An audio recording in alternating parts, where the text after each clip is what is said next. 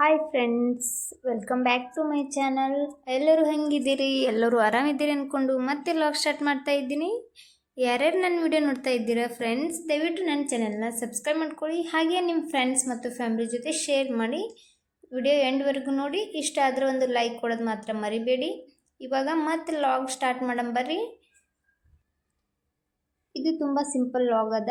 ಈ ಲಾಗಲ್ಲಿ ನಾನು ಬೆಳಿಗ್ಗೆ ಸ್ವಲ್ಪ ಬೇಗ ಎದ್ದು ಕಸ ಎಲ್ಲ ಗುಡಿಸಿ ಮನೆ ಒರೆಸ್ಕೊಂಡೆ. ಮನೆ ಒರೆಸ್ಬಿಟ್ಟು ಸ್ನಾನ ಎಲ್ಲ ಮುಗಿಸಿ ಪೂಜೆ ಮಾಡ್ಕೊಂಡ್ಬಿಟ್ಟೆ. ಪೂಜೆ ಮಾಡಿ ಟಿಫನ್ ಮಾಡ್ಲತ್ತಿದ್ದೆ. ಟಿಫನ್ಗೆ ನಾನು ಸಿಂಪಲ್ಲಾಗಿ ಸಣ್ಣ ರವದಿಂದ ಉಪ್ಪಿಟ್ಟು ಮಾಡಿಕೊಂಡು ಹಾಗೆ ಸ್ವಲ್ಪ ಶಿರಾ ಮಾಡೋ ಪ್ಲ್ಯಾನ್ ಇತ್ತು. ಹಾಗಾಗಿ ಉಪ್ಪಿಟ್ಟು ಮಾಡ್ಲಿಕ್ಕೆ ಏನೇನು ಬೇಕು ಕಟ್ ಮಾಡ್ಲತ್ತಿದ್ದೆ. ಸಣ್ಣ ರವದ ಉಪ್ಪಿಟ್ಟಿಗೆ ಹೆಂಗ್ರಿ ಎಲ್ಲ ಥರ ತರಕಾರಿ ಅದು ಹಾಕಿ ಮಾಡಿದ್ರೆ ಭಾಳ ಚಂದ ಆಗ್ತದ.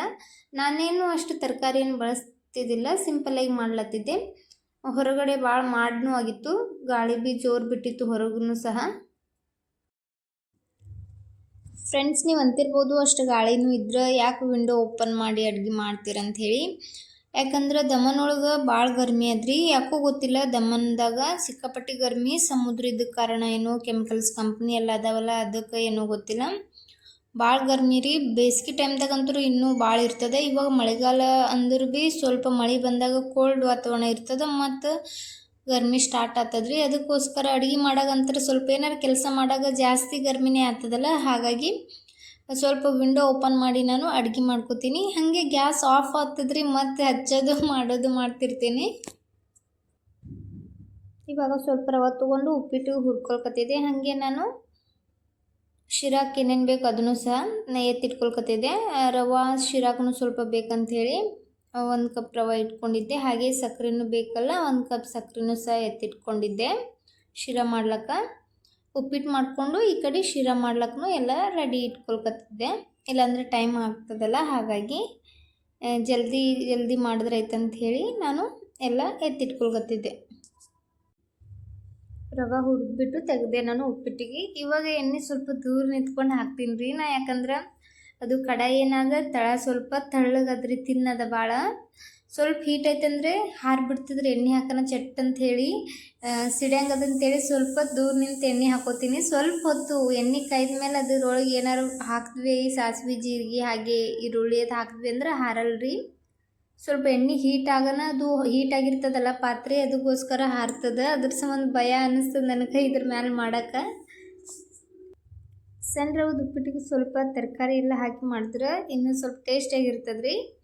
ಆದರೆ ನಾನು ಇವತ್ತು ಸಿಂಪಲ್ಲಾಗಿ ಮಾಡ್ಕೊಳ್ಕೊತಿದ್ದೆ. ಸ್ವಲ್ಪ ಉದ್ದಿನಬೇಳೆ, ಕಡಲೆಬೇಳೆ, ಶೇಂಗಾ ಎಲ್ಲ ಹಾಕಿಬಿಟ್ಟು ಮಾಡ್ತಾಯಿದ್ದೆ ನಾನು. ಸ್ವಲ್ಪ ಕ್ಯಾರೆಟು ಹಾಗೆ ಬೀನ್ಸ್ ಅದು ಹಾಕಿದ್ರೂ ಚೆಂದ ಆಗ್ತದೆ.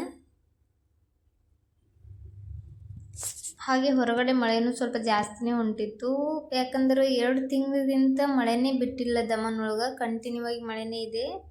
ನಮಗಂತೂ ಮಳೆ ಬೇಸರ ಆಗಿಬಿಟ್ಟದೆ. ಯಾಕಂದ್ರೆ ಬಟ್ಟೆ ಎಷ್ಟು ವಾಶ್ ಮಾಡಿ ಹಾಕ್ತೀವಿ, ಡೈಲಿ ಒಂದೂ ಒಣಗೋದಿಲ್ಲ. ಸ್ವಲ್ಪ ಹೊರಗಡೆ ಹಾಕೋದು, ಹಾಗೆ ಫ್ಯಾನ್ ಹಚ್ಚಿ ಒಳಗಡೆ ಹಾಕ್ತಿದ್ವಿ. ಬಟ್ಟೆ ಒಣಗೋದು ಹೈರಾಣ ಆಗಿಬಿಟ್ಟದೆ ಮಳೆ ಬರೋ ಕಾಲಾಗ. ನಾನಿವಾಗ ಉಪ್ಪಿಟ್ಟು ಒಗ್ಗರಣೆ ಹಾಕಿದೆ, ಅದಕ್ಕೆ ನೀರು ಸೇರಿಸ್ತಾ ಇದ್ದೀನಿ. ನಾವು ಈ ನೀರೇನು ಬಳಸ್ತೀವಿ ರೀ, ಇದು ಗೋರ್ಮೆಂಟ್ ನಳ ಅದ, ಅಂದ್ರೆ ಗ್ರಾಮ ಪಂಚಾಯತಿ ಅಂತ ಹೇಳ್ತೀವಲ್ರಿ, ಊರ ಕಡೆ ಎಲ್ಲ ನಳ ಬರ್ತದಲ್ಲ, ಇದು ಕುಡಿಯೋ ನೀರು ಈ ಕಡೆ ಬರ್ತದ್ರಿ. ಇದನ್ನು ಅಡುಗೆಗೆಲ್ಲ ಬಳಸ್ತೀವಿ ನಾವು, ಬಟ್ ಕುಡಿಯೋದಿಲ್ಲ. ಅಡುಗೆಗೆ ಬಳಸ್ತೀವಿ, ಕುಡಿಯೋಕೆ ಫಿಲ್ಟ್ರ್ ನೀರು ತೊಗೊಂಡು ಬರ್ತೀವಿ ರೀ ಹೊರಗಡೆಯಿಂದನೇ. ಫಿಲ್ಟರ್ ಅದೇನಿಲ್ಲ. ಅಡುಗೆಗೆ ನಾನು ಇದನ್ನೇ ಬಳಸ್ತೀನಿ. ಇನ್ನೂ ನಳ ಚಾಲೂ ಇತ್ತು, ಹಾಗಾಗಿ ನಾನು ಅದೇ ನೀರನ್ನ ಡೈರೆಕ್ಟಾಗಿ ಹಾಕ್ಲತ್ತೀನಿ ರೀ. ಕ್ಲೀನ್ ಇರ್ತಾವೆ ನೀರೇನು, ಹಂಗೇನಿಲ್ಲ, ಕ್ಲೀನ್ ಇರ್ತಾವೆ. ಹಾಗಾಗಿ ಡೈರೆಕ್ಟಾಗಿ ಬಳಸ್ತೀನಿ ಅಡುಗೆಗೆಲ್ಲ. ಇವಾಗ ಉಪ್ಪಿಟ್ಟು ಸಹ ರೆಡಿ ಆಯಿತು. ಶಿರಾಕ್ಕೆ ಜಾಸ್ತಿ ಏನು ಹಾಕ್ಕೊಳ್ಳಲ್ರಿ, 1-2 ಏಲಕ್ಕಿ ಜಜ್ಜಿ ಇಟ್ಕೊಂಡಿದ್ದೆ. ಹಾಗೆ ಸ್ವಲ್ಪ ಬಾದಾಮಿ, ಗೋಡಂಬಿ ಎಲ್ಲ ಕಟ್ ಮಾಡಿ ಇಟ್ಕೊಂಡಿದ್ದೆ. ಹೊರಗಡೆ ಹಿಂಗೆ ಮಳೆ ಭಾಳ ಬರ್ಲತ್ತಿತ್ತು, ಅದಕ್ಕೋಸ್ಕರ ಸ್ವಲ್ಪ ಕಿಟಕಿ ಕ್ಲೋಸ್ ಮಾಡಿ ಒಂದು ಸ್ವಲ್ಪ ಕಿಟಕಿ ತೆಗ್ದಿದ್ನೇ ರೀ, ಗಾಳಿ ಬರಲಿ ಅಂಥೇಳಿ. ಗಾಳಿ ಚೆಂದ ಬಿಟ್ಟಿತ್ತು, ಅದಕ್ಕೋಸ್ಕರ ಅರ್ಧ ಕಿಟಕಿ ತೆಗ್ದಿದ್ದೆ. ಇವಾಗ ಶಿರಾ ಮಾಡ್ಲತ್ತೀನಿ. ಶಿರಾಕ್ಕೆ ಸಣ್ಣ ಕಡಾಯಿ ಇಟ್ಕೊಂಡಿದ್ದೆ ರೀ, ಹಾಗೆ ಶಿರಾ ಮಾಡ್ಲತ್ತಿದ್ದೆ. ಈ ಕಡೆ ರವೆ ಎಲ್ಲ ಹುರ್ಕೊಂಡು ಶಿರಾ ಮಾಡ್ಕೊಳ್ಕತ್ತಿದ್ದೆ. ಶಿರಕ್ಕೆ ನಾವು ಸ್ವಲ್ಪ ದಾಲ್ಡ ಬಳಸ್ತೀವಿ, ನಮ್ಮ ಸೈಡ್ ಜಾಸ್ತಿ ದಾಲ್ಡನೇ ಬಳಸ್ತೀವಿ ರೀ. ತುಪ್ಪ ಎಲ್ಲ ಹಾಕಲ್ಲ ಜಾಸ್ತಿ.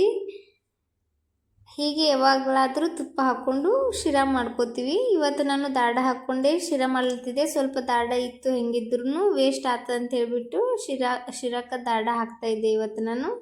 ಈ ಕಡೆ ಶಿರಾ ಎಲ್ಲ ಮಾಡ್ಲತ್ತಿದ್ದೆ. ಹಾಗೆ ಆ ಕಡೆ ನೀರು ಬಂದಿತ್ತು, ನೀರಿಗೆ ಪೈಪ್ನು ಸಹ ಹಾಕ್ಕೊಂಡಿದ್ದೆ ನಾನು. ಶಿರಾ ಉಪ್ಪಿಟ್ಟೆಲ್ಲ ಮಾಡಿಟ್ಟು ನಾನು ನನ್ನ ಹಸ್ಬೆಂಡ್ ನಾಷ್ಟ ಮಾಡ್ಕೊಂಡ್ವಿ. ಹಾಗೆ ನನ್ನ ಮಗಳಿಗೂ ಸಹ ಸ್ವಲ್ಪ ಉಪ್ಪಿಟ್ಟು ತಿನ್ನಿಸಿದೆ. ಬೆಳಗ್ಗೆ ಹಾಲು ಕುಡಿದ್ಳು ಅಷ್ಟೇ, ಸ್ವಲ್ಪ ಹೊತ್ತು ಆಟ ಎಲ್ಲ ಆಡಿದಳು. ಆಮೇಲೆ ಅವಳಿಗೆ ಉಪ್ಪಿಟ್ಟು ತಿನ್ನಿಸಿದೆ ನಾನು. ಮತ್ತು ಚಂತನ ವಿಡಿಯೋ ಎಲ್ಲ ಮಾಡ್ಲಿಕ್ಕಾಗಲಿಲ್ಲ. ನಾನು ಮತ್ತೆ ಸಂಜೆ ವಿಡಿಯೋ ಮಾಡ್ಲತ್ತೀನಿ. ಸಂಜೆ ಸ್ವಲ್ಪ ಕ್ಲಿಪ್ಪಿಂಗ್ ತೊಂದಿದ್ದೆ ಚಕ್ಕೋಲಿ ಮಾಡೋದು. ಚಕ್ಕೋಲಿ ಮಾಡ್ಲಿಕ್ಕೆ ಈ ಹಿಟ್ಟೆಲ್ಲ ನಾದಿಟ್ಟಿದ್ದೆ ನಾನು ಮೊದಲೇ. ಸ್ವಲ್ಪ ಹಿಟ್ಟು ಸೋಸ್ಕೊಂಡು ಗೋಧಿ ಹಿಟ್ಟು, ಅದಕ್ಕೆ ಸ್ವಲ್ಪ ಉಪ್ಪು ಹಾಕ್ಕೊಂಡು ಸ್ವಲ್ಪ ಸ್ಮೂತಾಗಿ ನಾದ್ಕೊಳ್ಳೋದಷ್ಟೇ. ಚಪಾತಿ ಹೆಂಗೆ ನಾದ್ತೀವಿ ಸ್ಮೂತಾಗಿ ಅದೇ ಥರ ನಾದಿಟ್ಟಿದ್ದೆ ಹಿಟ್ಟು. ಈ ಕಡೆ ನೀರಿಟ್ಟು ಅದಕ್ಕೆ ಬೆಲ್ಲ ಸೇರಿಸ್ಲತ್ತಿದ್ದೆ. ನೀರು ಸ್ವಲ್ಪ ಕುದಿವಿ ಹಿಡಿಬೇಕಲ್ರಿ, ಅದಕ್ಕೋಸ್ಕರ ಮೊದಲು ನಾನು ನೀರು ಇಡ್ಲತ್ತೀನಿ ಇಲ್ಲಿ. ಇವಾಗ ಇಲ್ಲಿ ಬೆಲ್ಲ ಕರಗ್ತಾಯಿತ್ತು, ನೀರು ಕಾಯ್ಲಿಕ್ಕಿಟ್ಟು ಈ ಕಡೆ ಒಂದು ಉಳ್ಳಿ ತೊಗೊಂಡು ಈ ಥರ ತೆಳ್ಳಗೆ ಚಪಾತಿ ಥರ ಲಟ್ಟಿಸ್ಕೊಂಡು ಅದಕ್ಕೆ ನಮ್ಗೆ ಯಾವ ಶೇಪ್ ಬೇಕು ಆ ಶೇಪ್ ಒಳಗೆ ಕಟ್ ಮಾಡ್ಕೋಬೋದು. ನಾವು ಚಾಕು ತೊಗೊಂಡು ಏನಾರು ತೊಗೊಂಡು ಇಲ್ಲಿಕಂದ್ರೆ ಕರ್ಚಿಗೆ ತೊಗೊಂಡು ಸಹ ಕಟ್ ಮಾಡ್ಕೋಬೋದು. ಸ್ವಲ್ಪ ಚಪಾತಿ ಥರ ಲಟ್ಟಿಸ್ಕೋತೀವ್ರಿ. ಲಟ್ಟಿಸ್ಕೋವಾಗ ತಳಗೆ ಸ್ವಲ್ಪ ಚೆಂದಾಗಿ ಎಣ್ಣೆ ಹಚ್ಕೊಂಡು ಲಟ್ಟಿಸ್ಕೋಬೇಕಾಗ್ತದ, ಇಲ್ಲಾಂದ್ರೆ ಅಂಟ್ಕೊಂಡು ಬಿಡ್ತಾವ. ನಾನು ಗ್ಯಾಸಿನ ಕಟ್ಟಿ ಮೇಲೆ ಮಾಡ್ಕೊಳ್ಕತ್ತೀನಿ ರೀ. ನಾನು ತಳಗಡೆ ಸ್ವಲ್ಪ ನೀಟಾಗಿ ಎಣ್ಣೆ ಹಚ್ಕೊಂಡ್ಬಿಟ್ಟು ಹಾಗೆ ಸ್ವಲ್ಪ ಎಣ್ಣೆ ಹಚ್ಕೊಂಡು ಅದನ್ನು ಲಟ್ಟಿಸ್ತಾ ಇದ್ದೆ. ನೀವು ಬೇಕಾದರೆ ಕೋಳ್ಪಟ್ಟಿಗೆ ಇರ್ತದಲ್ರಿ, ಅದರ ಮೇಲೆ ಸಹ ಮಾಡ್ಕೋಬೋದು. ಸ್ವಲ್ಪ ಎಣ್ಣೆ ಹಚ್ಬಿಟ್ಟು, ನಮ್ಮ ಕಡೆ ಜನ ಆದ್ರೆ ತಗಡ ಇರ್ತದ್ರಿ, ಅದು ಮಾಡೋಕೆ ಚಪಾತಿ ಮಾಡೋ ತಗಡ, ಅದ್ರ ಮೇಲೂ ಮಾಡ್ಕೋತಾರೆ. ಅದನ್ನು ಕೈಯಾಗಿ ಹಿಡ್ಕೊಂಡು ಬಡ ಹಾಕ್ಲಿಕ್ಕೆ ಗಾಮ್ ಆಗ್ತದೆ. ಈ ಥರ ಆದರೆ ಸ್ವಲ್ಪ ಲೇಟ್ ಆಗ್ತದ್ರಿ. ನಾನು ಎಲ್ಲ ಹಿಟ್ಟು ಎಷ್ಟು ನಾದಿಟ್ಟಿದ್ದೆ, ಸ್ವಲ್ಪ ನಾದಿದ್ದೆ ನಾನು. ಒಂದು 4-5 ಉಳ್ಳಿ ಆಗುವಷ್ಟು ಹಿಟ್ಟು ನಾದಿಟ್ಕೊಂಡಿದ್ದೆ ಅಷ್ಟೇ.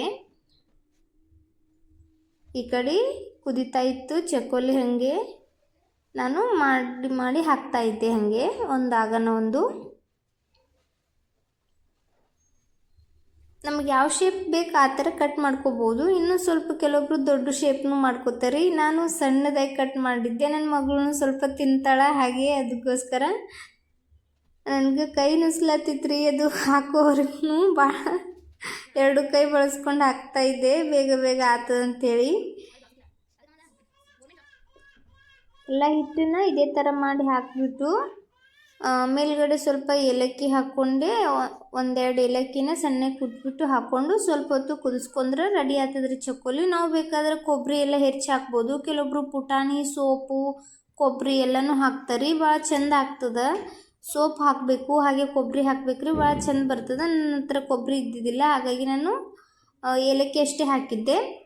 ಪುಟಾಣಿ ಹಾಕಿದ್ರೆ ನನ್ನ ಹಸ್ಬೆಂಡ್ಗೆ ಇಷ್ಟ ಆಗಲ್ರಿ, ಅದಕ್ಕೋಸ್ಕರ ಪುಟಾಣಿ ಆ್ಯಡ್ ಮಾಡಿರಲಿಲ್ಲ ನಾನು. ಇವಾಗ ಇದನ್ನೆಲ್ಲ ಹಾಕಿ ಸ್ವಲ್ಪ ಹೊತ್ತು ಕುದಿಸ್ಕೊಂಡ್ರಿ. ಕುದ್ಮೇಲೆ ಇದು ಚೇಂಜ್ ಆಗ್ತದೆ, ನೀವೇ ನೋಡ್ತಿರ್ಬೋದು ಫ್ರೆಂಡ್ಸ್. ಇವಾಗ ಕುದ್ಮೇಲೆ ಹೆಂಗೆ ಕಾಣ್ಲತ್ತದ ಚಕ್ಕೋಲಿ ಅಂಥೇಳಿ. ಇವಾಗ ಗ್ಯಾಸ್ ಆಫ್ ಮಾಡಿದ್ದೀನಿ. ಇದನ್ನು ಸರ್ವ್ ಮಾಡ್ಕೊಳ್ಳೋಣ. ಈ ಥರ ಬಿಸಿ ಚಕ್ಕೋಲಿ ಹಾಕ್ಕೊಂಡು ಅದರ ಮೇಲ್ಗಡೆ ಜಾಸ್ತಿ ತುಪ್ಪ ಹಾಕ್ಕೊಂಡು ಹಾಗೆ ಹಾಲು ಹಾಕ್ಕೊಂಡು ತಿಂತಿದ್ರೆ ಭಾಳ ಮಜಾ ಬರ್ತದ್ರಿ. ಅದ್ರ ಜೊತೆ ಸ್ವಲ್ಪ ಪಾಪಡಿ ಎಲ್ಲ ಕರೆದು ಹಾಗೆ ಬಜ್ಜಿ ಎಲ್ಲ ಮಾಡಿ ತಿಂತಾರೆ ನಮ್ಮ ಸೈಡ್. ಆದ್ರೆ ನಮ್ಮ ಉತ್ತರ ಕರ್ನಾಟಕ ಕಡೆ ಜನ ಅಂತರ ಜಾಸ್ತಿ ಚಜ್ಕ, ಚಕ್ಕೋಲಿ ಈ ಥರ ಸ್ವೀಟ್ಗಳನ್ನು ಇಷ್ಟಪಟ್ಟು ತಿಂತಾರೆ.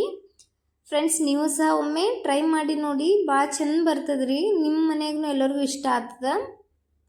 ಈ ಚಿಕ್ಕ ವಿಡಿಯೋ ಇಷ್ಟ ಆದರೆ ತಡ ಮಾಡಬೇಡಿ, ಒಂದು ಲೈಕ್ ಕೊಡಿ. ಹಾಗೆ ನಿಮ್ಮ ಫ್ರೆಂಡ್ಸ್ ಮತ್ತು ಫ್ಯಾಮಿಲಿ ಜೊತೆ ಶೇರ್ ಮಾಡ್ಕೊಳ್ಳಿ. ನನ್ನ ಚಾನಲ್ನ ಸಬ್ಸ್ಕ್ರೈಬ್ ಮಾಡಿ ಫ್ರೆಂಡ್ಸ್. ಯಾರೆಲ್ಲ ನನ್ನ ವಿಡಿಯೋ ನೋಡ್ತಾ ಇದ್ದೀರಾ ಅವರಿಗೆ ಧನ್ಯವಾದಗಳು. ಹೀಗೆ ನನ್ನ ವಿಡಿಯೋ ನೋಡಿ ಸಪೋರ್ಟ್ ಮಾಡಿ. ಮತ್ತೆ ಮುಂದಿನ ವಿಡಿಯೋದಲ್ಲಿ ಸಿಗೋಣ. ಅಲ್ಲಿಯವರೆಗೂ ಬಾಯ್ ಫ್ರೆಂಡ್ಸ್.